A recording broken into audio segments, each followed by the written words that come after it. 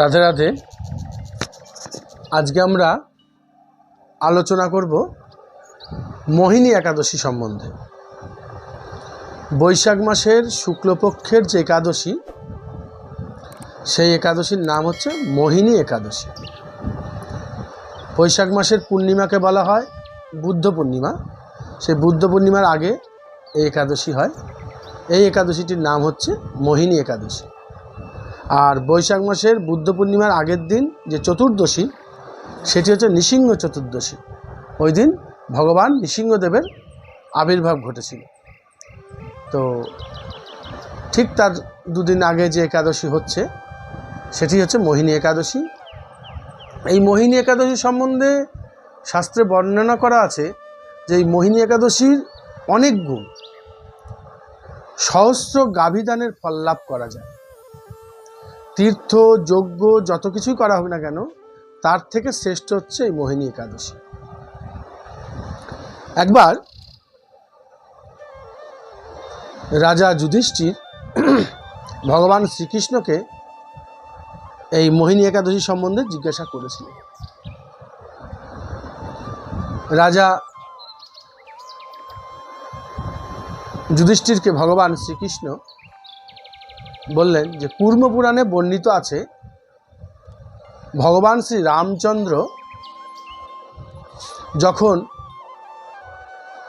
বনবাসে থাকাকালীন রাবণ কর্তৃক সীতাহরণ হয়ে গেছিল, তারপর তিনি বশিষ্ঠদেবকে জিজ্ঞাসা করেছিলেন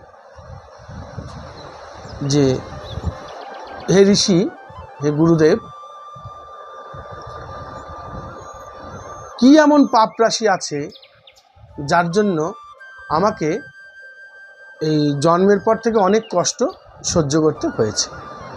যেমন পিতার মৃত্যু, বিমাতার কর্তৃক তাকে বনবাসে পাঠানো, এবং বনবাসে এসে স্ত্রী হরণ হয়ে গেল, সীতাদেবী হরণ ইত্যাদি আরও অনেক কষ্ট রামচন্দ্রের জীবনে কিন্তু সহ্য করতে হয়েছে। তাই তিনি বললেন, এমন কি ব্রত আছে বা তীর্থ আছে যেটি করলে পরে এই ধরনের পাপরাশি থেকে মুক্তি লাভ করা যায় বা শান্তি পাওয়া যায়? তখন বশিষ্ঠদেব রামচন্দ্রকে বলেছিলেন, সরস্বতী নদীর তীরে ভদ্রাবতী নামে এক নগরে রাজা ছিলেন চন্দ্রবংশজাত ধৃতমান। সে ধৃতমানের রাজত্বে একজন বৈশ্য বাস করত। সে বৈশ্যের নাম ছিল ধনপান। সেই বৈশ্য খুব ধার্মিক ছিলেন, শান্ত প্রকৃতির ছিলেন, এবং তিনি অনেক অনেক পুণ্যকর্ম তিনি করতেন বা করেছিলেন। যেমন পথিকদের জন্য নলকূপের ব্যবস্থা করা, জায়গায় জায়গায় জলাশয়ের ব্যবস্থা করা, বিভিন্ন মঠ মন্দির নির্মাণ করা, উদ্যান নির্মাণ করা বা দান করা, এই ধরনের বহু কিছু কর্ম তিনি করতেন। দানশীল ছিলেন এবং শান্ত প্রকৃতির ছিলেন। তো সেই ধর্মপালের 5টি পুত্র। তো 5টি পুত্রের নাম হচ্ছে সুমনা, দ্যুতিমান, মেধাবী আর সুকৃতি। তো এই সুমনা, দ্যুতিমান, মেধাবী, সুকৃতি এই 4টি পুত্র তার ভালো ছিল। কিন্তু পঞ্চম পুত্র, যার নাম ধৃষ্টবুদ্ধি, সে ছিল দুরাচারী। সে সর্বদাই পাপ কর্মে লিপ্ত থাকত, বেশ্যা সঙ্গ করত, এবং তাতে তার বাবা তাকে গৃহ থেকে ত্যাগ করে দিয়েছে। সে তার গায়ের অলংকার বিক্রি করে তার দিন চলত। এইভাবে চলতে চলতে অলংকার ফুরিয়ে যাওয়ার পর সে চুরি করা শুরু করল। চুরি করে রাজার হাতে ধরাও পড়ল, কিন্তু রাজপ্রহরীরা, যেহেতু তার বাবা খুব ভালো মানুষ, সেইটা বিবেচনা করে তাকে ছেড়ে দিয়েছিল।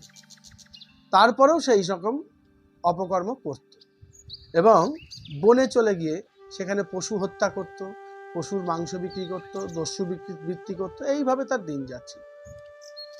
তো এইভাবে দিন যেতে যেতে যখন তারা দিন চলে না, তারপর সকলে তাকে ত্যাগ করেছে, তার শারীরিক শক্তি অনেক ক্ষয় হয়ে গেছে, কমে এসেছে, তখন সে একদিন বনের মধ্যে বসে আছে এবং বিভিন্ন কথা তার মনের মধ্যে ভাসছে। সেই সময় কৌণ্ডিল্য ঋষি স্নান করে ফিরছিলেন।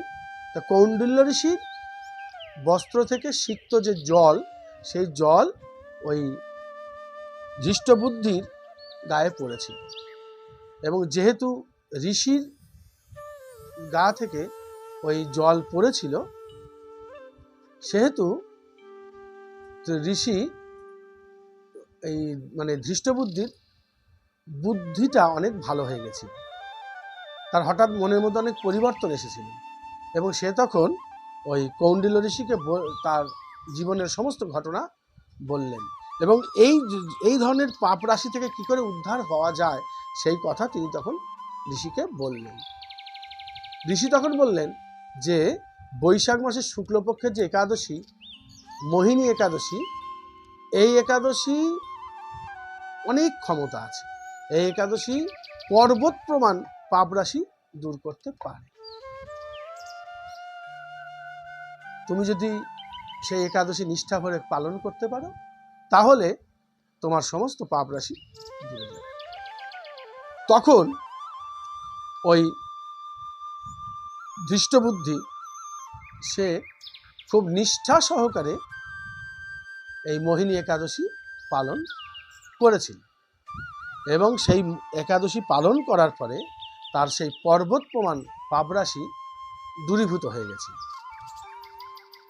কিছুদিন পর তার যখন মৃত্যুকাল উপস্থিত হলো, তখন মৃত্যুর পরে স্বর্গ থেকে তার জন্য রথ এসেছিল এবং সেই রথে করে সে স্বর্গে গমন করেছিল এবং মুক্তি পেয়ে গেছিল। তাই এই মোহিনী একাদশী পালন করা প্রত্যেকটা জীবেরই কর্তব্য। কিবা দ্বিজ, জ্যোতি, ব্রতী, বিধবা বা সাংসারিক যে কোনো জীব, সে যেই হোক না কেন, সে যদি এই মোহিনী একাদশী ব্রত পালন করে তাহলে তার সমস্ত পাপ রাশি দূরীভূত হয় এবং সহস্র গাভীদানের ফল সে লাভ করে থাকে। এই বিষয়ে পূর্বপুরাণ একটি উক্তি আছে, দিব্য দেহস্তত ভূত্বা গরুরো পরিসংস্থিতা জগাম বৈষ্ণবং লোকং সর্ব উপদ্রব বর্জিত। তা প্রত্যেকে এই মোহিনী একাদশী ব্রত পালন করুন এবং একাদশী পালন করে এই ব্রত কথা শ্রবণ করুন, তাহলে একাদশীর পূর্ণ ফল প্রাপ্ত হবে। রাধে রাধে।